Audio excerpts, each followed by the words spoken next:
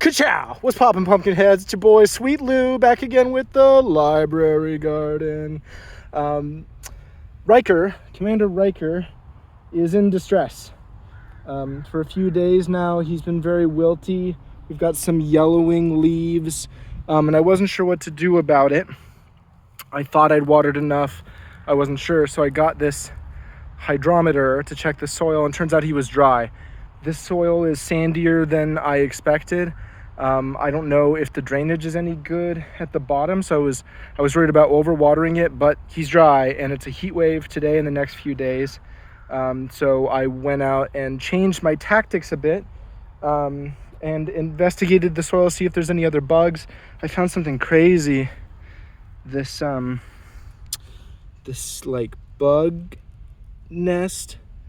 I found this in the mulch growing on the surface in a slot over here. I don't know if this is a good bug or a bad bug. I don't know that much about gardening, but I ripped it out. I'm gonna throw it in the midden heap over here where a lot of waste goes. And I changed my technique for watering. So instead of what I've been doing, which was filling a watering can over and over again from the water pump, I instead brought over a hose and kept it at about the same volume of water that the watering can passes, and stuck it into the can and then watered through the can into the beds. I think that's going to be my new technique from now on, so I can just have a constant stream. I still need to use the can because if you get the leaves wet, they might be more susceptible to powdery mildew, which killed a batch of my backyard pumpkins that were all stressed out and succumbed to powdery mildew, which turns the leaves white. So we've got hope for Commander Riker. I really soaked this bed, and I really soaked this, but look at these. The triplets are all playing really nice.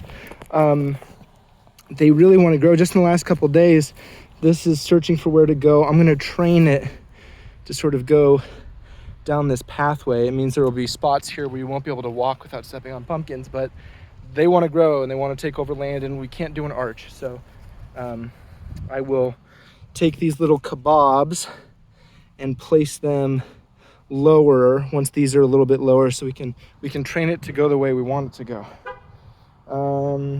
Yeah, these are all doing very well. Even my very first pumpkin down here with the like poor white that was grown in my kitchen in the shade of the other pumpkins, I thought it would die, but it's actually thriving a little bit. I think it was far too much sun for it, and starting to make little tiny leaves. So instead of dying, it's actually being helped out by his brothers, which I think is beautiful. This one dead center is going to be a beast. He's already growing very high. He's got this very strong vine that we're going to train to go down here so it can just go unimpeded. I don't want to have it go into another bed because I haven't asked for permission for that, but that may be the right answer, to just sort of subsume other plants or work in them. I don't really know, but they're going to grow pumpkins. So now that they're hitting success and they're starting into their exponential growth phase, I have to watch out for the female pumpkins. These are the tiniest little babies. There might be one in here. Let's see if we can find one. Female pumpkins. Ah, here we go. The male flowers don't have this bulb at the bottom. The female flowers are closer to the root, have this big bulb, and then they flower.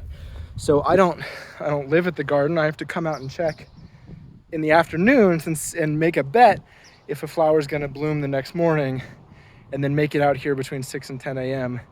to hand pollinate it to make sure we get a pumpkin on it. So that'll be the next challenge as these are hitting to the point where they're going to start germinating. That's it. So we're hoping that Riker will do better with more water, changing our water technique, and we're going to grow these pumpkins to spread across. I saw some little green fencing I might use to sort of say, hey, don't step on these pumpkins. And that's it. Until next time, pumpkin heads.